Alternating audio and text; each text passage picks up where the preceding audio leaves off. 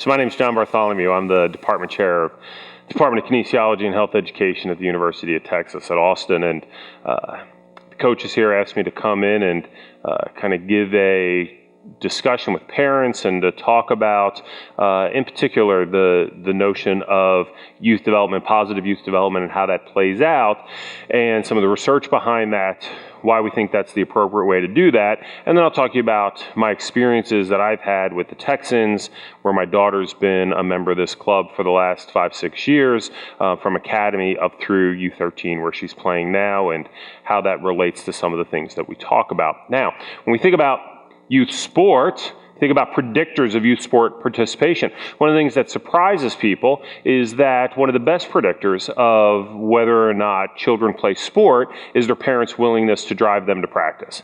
And you think, drive them to practice, well, that's really indicative of the larger sacrifices that parents make with regards to their children and how they try to support them and how they try to move forward with regards to sport. Because you think about part of it is the time that you spend at practice, the time that you spend going to tournaments, the cost associated with youth sport, and the factors that are there. And so why do you make those sacrifices? What are the things that really drive this? And when you talk to parents and get a feel for this, really a common set of factors come to play that drive their decision to put their children in sport. And there are things like fitness and health, team play cooperation, discipline, perseverance, these psychological factors, goal achievement, self-esteem that we're trying to make happen and trying to bring forward in our youth. And that's why we put our kids in sport, and very often why we want them to be in games. And the question is, to what extent does sport actually achieve these goals? And very often, one of the counter arguments to this is that, well, what we want to do is we want them to experience winning, because that's the way you're going to develop some of these factors. If you're on teams that win, you're going to be more likely to make sacrifices, you're going to be more likely to do the things necessary, and you're going to develop a lot of these aspects. And I really want my kid to be a winner. Well, if that's the goal, if that's what you want to do, if winning is the primary outcome that you're interested in, then I have the solution to you and the way that you win all the time, and that is to play bad teams. Because we can go from, you think of the state of Texas and the challenges that we have in the state of Texas and being able to work our way up in the quality of teams throughout the state. Well, you just go and compete at a small state and get a big trophy and put your finger up and say you're number one. I have this discussion at the University of Texas at Austin where I talk to college athletes and I say, if winning is your goal, if that's what you want to do, if it's all about being an All-American, well then transfer. Go to a Division III school, and you'll be a 4-time All-American. Talk some of your friends into going with you as well, and you'll win a national championship there. They'll put your name up in lights, you'll retire your number, and it'll be fabulous. Well, clearly, that's not sufficient. That's not enough for that. So it's not really about winning, because that's not a satisfying aspect of this. And so there's a larger purpose that we're interested in. There's a larger reason why we're participating in sport and what we're looking for than just winning. Now, you can say, well, okay, it's not satisfying beating bad teams, but it's pretty satisfying if you get to beat good teams. So how do we beat good teams, and what happens with that? Well, there's no real secret to beating good teams either. It starts with speed on the wings. If you have speed on the wings, and then you play very direct to those teams, to that speed. So you play direct to that speed, put speed there. And if you look at larger clubs, one of the things you'll see is they very often will keep a striker down or keep one of those fast players down a level than really where they should be working and where they should be contributing, but they're able to be there to ensure that they have a scorer and sort of this top level player that's going to be able to move them up. And then you play direct with long passes down the field to those individuals, and you then put a big player in the middle of your field so that the other team doesn't have those big passes, isn't able to make that happen. And you break up that play. And then you use positional discipline, where you determine positions very early in the process, and that locks them into a knowledge base that allows them to execute at a very high level. And you spend a lot of your practice working on set plays, working on corner kicks, working on starts, working on penalty kicks. Because if you can execute those at 8 years old, at 9 years old, if you can execute corner kicks at a high level, if you can execute penalty kicks at a high level, then you're going to have a huge advantage over the teams that you play. And this is the secret. This is how you beat good teams, is you do this. And this is going to beat almost any other 8, 9-year-old, 7-year-old team, and allows you to overcome a lot of limitations that you may have with regards to talent. But is this the way to build a better soccer player?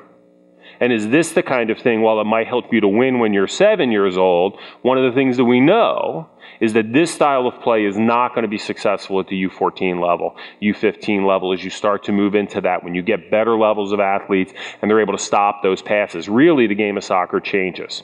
And so how do you coach to be able to make that happen? And how do we start to think about the development of the child and how these factors might impact the development of the child as well? So beyond just what's going to make a better soccer player, because a lot of our goals, when we talked about in the beginning, were issues of character that we're trying to build, discipline that we're trying to build. Well, what builds the character and what helps to make these things happen?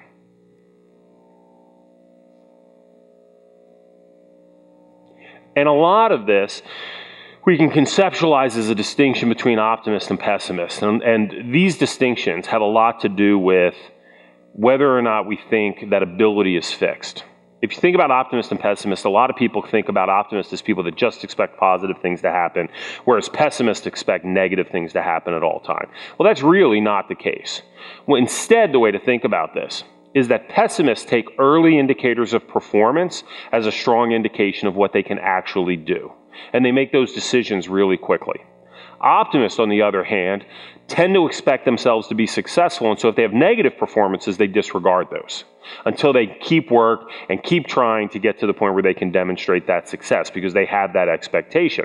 Well, this is problematic to be a pessimist if you are an athlete, because very often your early performances are going to be negative. You don't know how to dribble a soccer ball, you don't know how to score yet, you don't know how to really play the game, and if you have negative experiences and you internalize those, then you make the decision that you're not very good at this, and that's something that becomes enduring and can undermine your performance long term.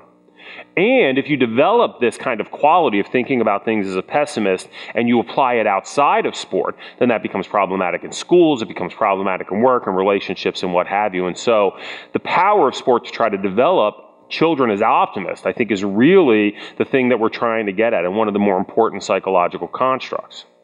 So the question is, does sport build optimists? Is that something that happens? Well, you might think that it does, because after all, if you practice, you get better, right? So what does that demonstrate? That demonstrates that our early performances are not lasting. If we come out, we're not very successful, we practice, we put time in, then we get better. So you would expect sport to build optimism. However, one of the things to think about is if you think about the team that you're on now, and you rank order those players from 1 down to 12, down to 15, depending upon how many players are there. And in 3 years, all of those players are going to get better, right? But the rank order of those don't change very often. The individuals who are the best athletes at 8 tend to be the best athletes at 10, tend to be the best athletes at 12. Is there some change? Yes, there is some change, but in large measure, those things stay on. And so sport, left to its own devices, tends to indicate that you're good or you're not good, right? That you are a high-level athlete or you're not a high-level athlete, and that those things are relatively fixed. What builds optimism is coaches.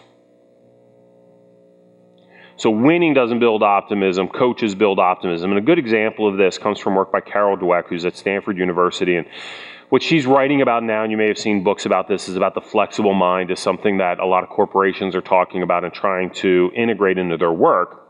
But this idea of the flexible mind really started with her research in sport. And what she did was she took kids in and had them play basketball and set them on teams, and had teams that were always successful and teams that weren't successful. And you can manipulate this relatively easily in how you call fouls and things along those lines. And then put them in a regular season where now they're facing positives and negatives, having successful performances and negative performance. And one of the arguments prior to this research was that, well, the more you win, the better you're going to be able to deal with things in the future, because it's going to build a sense of confidence. It's going to build this idea that you're really talented and are able to move it forward. Whereas the individuals that were winning and losing, they're going to have an undermined sense of themselves. They're not going to be nearly as strong or be as confident in their performance. Well, it turns out it's exactly the opposite. Those kids who won all the time, when they're now playing and they're winning and losing, they're highly frustrated by their experiences. They're much more likely to drop out of sport, have a much more negative experience. It's the individuals that actually fought through losing as their team was forming and developing. Those are the ones that enjoy their sport more. Those are the ones that continue to work at a high level. So it's not just winning that develops this or sport in and of itself. It is this broader way of thinking about things and really dealing with the positives and the negatives. And in fact, one of the discussions that I have with my daughter all the time is that sport is really about getting punched in the face. And how do you respond from that kind of challenge? How do you respond from that kind of difficulty? Are you able to overcome that difficulty? Are you able to move through beyond that point? Or do you fold? And that very often is how sport is measured in the experience that we have. And that's the kind of optimist that we're trying to develop in our children, individuals who can have this negative experience, but still come back and be able to perform at a high level. But coaches can build optimism because coaches can help to define how we think of success. So is success just the outcome? Is success just goals scored? Is success just winning? Or instead, I would argue that the best coaches focus athletes on thinking about success as a function of their ability to execute the skills that they're asking them to do and the strategy that they're asking them to do. You can be up 3-0, but that doesn't excuse you from slacking and no longer playing at a high level. Likewise, you can be losing 3-0, but that doesn't mean you can withdraw effort. You still need to execute the way that I want you to execute, and that's how we're going to define success. And that is what builds optimism, because that now is something the athlete can control. You can't control winning, because you can't control the talent of the team that you're going to play. Sometimes people are going to be better than you. Sometimes people make phenomenal plays. They make unbelievably good shots. As a goal, goalies deal with this all the time, right? So the goals get in. Sometimes people just make great shots and there's nothing you can do about it, and you have to be able to let that go and be able to move forward. Those are things that you can't control, but you can control your positioning, you can control your effort, you can control your decision making. And that's how coaches redefine success. And by doing that, shifting away from winning to thinking about improvement, to thinking about those things that the athlete can control, those are the things that help to drive this sense of optimism and really drive a lot of the goals that we have for the children and what we're trying to make happen. So when you think about winning as the primary outcome, so athletes who sort of have this view, what do we see happening? One is we see a shift in effort as a function of their expectations of success. If they expect to win big or they don't expect to win, then there's a withdrawal of effort, they make excuses, they're less likely to go. The other thing that we see is they're more likely to drop out of sport as it becomes more difficult and as it becomes more challenging. They're more likely to drop out of sport. And then the last thing that I think is often overlooked is the idea of risk-taking. If your success is determined by your effort, if your success is determined by the decisions that you make and how you try to execute, then you're going to be much more likely to try to take a chance. Whereas if it's all about winning, then I may make a mistake. So if I've got the ball and I'm coming up and a defender is coming up, do I try to make a move? Do I try to use some of my skills to get around that defender and continue to the attack, or do I immediately pass it off?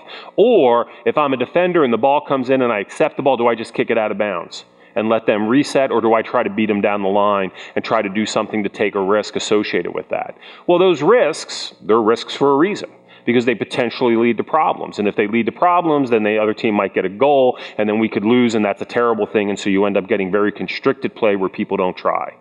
But if you open that up as a coach, and if you give them this broader way to define success, then you find athletes that are much more likely to try different skills, trying to beat people, trying to challenge the opponent, which leads to better development as an athlete and some of the other things that we're trying to make happen.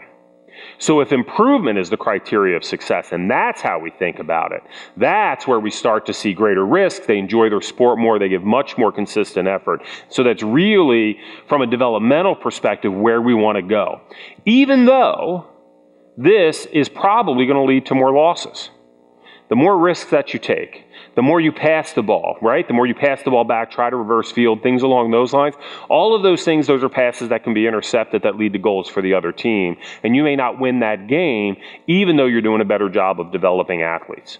And that's the challenge that we have with a positive focus, a youth development focus for athletes at an early age. Yes, there's easier ways to win, but those strategies that are associated with winning, if that's all we're doing is implementing those, then the likelihood is you're not going to get the same development as an athlete long term as a skilled soccer player, as well as the kind of development of an individual that we're interested in. So, how do I apply this and how do we think about this? So, every game, talk to my daughter about 3 things. Now, we don't talk right away, especially if they lose, she's unhappy. Especially if it's really hot out, then she's unhappy and I got to give her some time to recover. But eventually we get around to having this conversation. And the first thing I ask her is, what did you do well? Because no matter what happens in the game, as long as she played, she's going to do something well. There's something positive that she did in this game that she can focus on. And very often, if you take this focus on winning, you lose, you catastrophize, you focus on all the negatives. Let's not do that. Let's think about something positive first. What did you do well? Then the second thing we do is, what did you do poorly? Now, my wife doesn't like that. My wife likes to talk about, what is a decision that you could have done differently, or what would you like to change about the game, or something along those lines.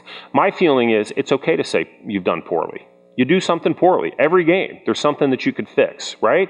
And saying poorly and talking about it in those terms isn't a bad thing. It's sort of, it opens it up to this possibility and reinforces this notion that we're focusing on improvement and what we can do with that. And so talk about it along those lines. And then utilize that discussion as well as the feedback that you get from your coach to think about the one thing that you're going to focus on to try to improve and how you're going to move that. So for my daughter right now, this year, the big thing that we focused on was being more aggressive.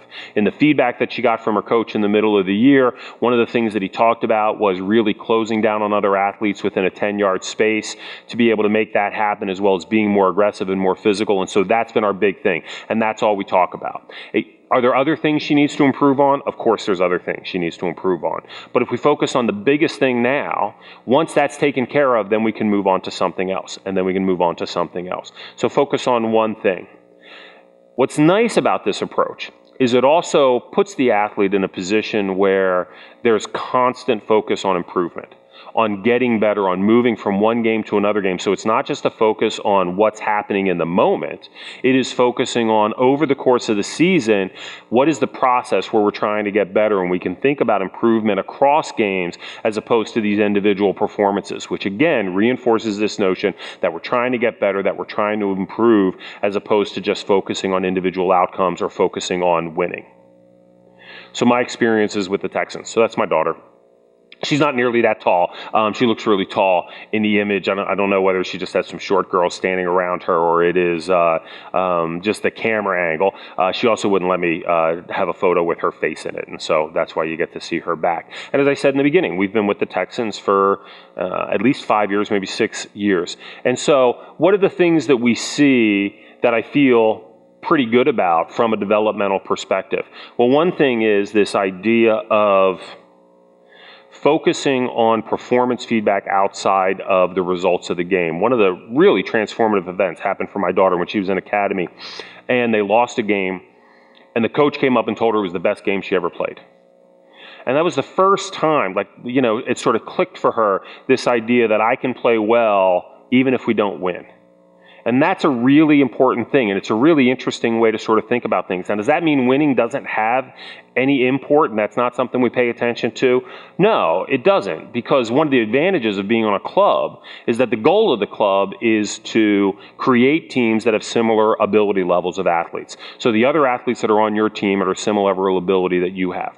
And you play teams that have similar levels of ability as the one that you're playing. So in that situation, winning is important because it gives you an indication of your performance. It's a fair measure of what you're doing most times. However, this idea of performance feedback independent of that is really important from a developmental perspective, and we've consistently experienced that while we've been here.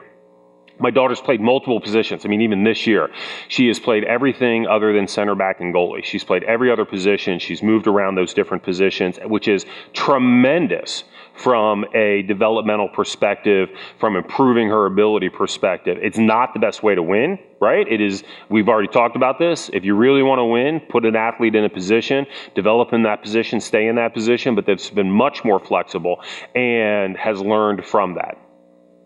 In addition, almost no practice time spent on corner kicks. Honestly, I think they could spend maybe a little bit of time on corner kicks, but very little time on set plays, and all their practice time is focused on passing drills, moving the ball, moving with the ball, working on skill development along those lines. Very developmentally appropriate and just fantastic. And in fact, you see these same sets of skills and these same sets of practices taken all the way throughout the club. So when my daughter practices if she misses a practice, she'll go up and practice with the O2s. They're doing the same drills. They're doing the same types of things. So we see this throughout the club from top to bottom. And I think that is a real, one of the real benefits of being in this club and one of the things that we see with it. So I think that that's been really beneficial. So as I reflect on my time and I reflect on what's happening, the reason we stay with this club, that was the title that we have in the beginning, is, why do I keep my daughter on the Texans? And I'm not easy on these things, right? I mean, I have an older daughter who's a swimmer, and the first 2 years we were on 3 different clubs until I found one that I had an appropriate focus, one that I was comfortable with, the developmental focus and how they went about doing things. And so we found that we were fortunate enough, we live close by, that's why we originally joined the club. But the reason we stay with the club is for these types of issues, is they do developmentally appropriate things. And even though, she was on some teams here that struggled, my goodness, she got better. And the improvement and the skill set improvement and how much she likes soccer, how much she understands about soccer and knows the game is really, really impressive. And so I found that to be really positive. And it fits directly into the kinds of things that I teach about when I teach coaches, when I work with athletes and talk about these things. It's these same type of developmental approaches that are really the core of how we should be teaching all youth sport. And I see it reflected really quite nicely. So, with that, I will take any questions, and I want to thank you so much for the opportunity to come and speak with you.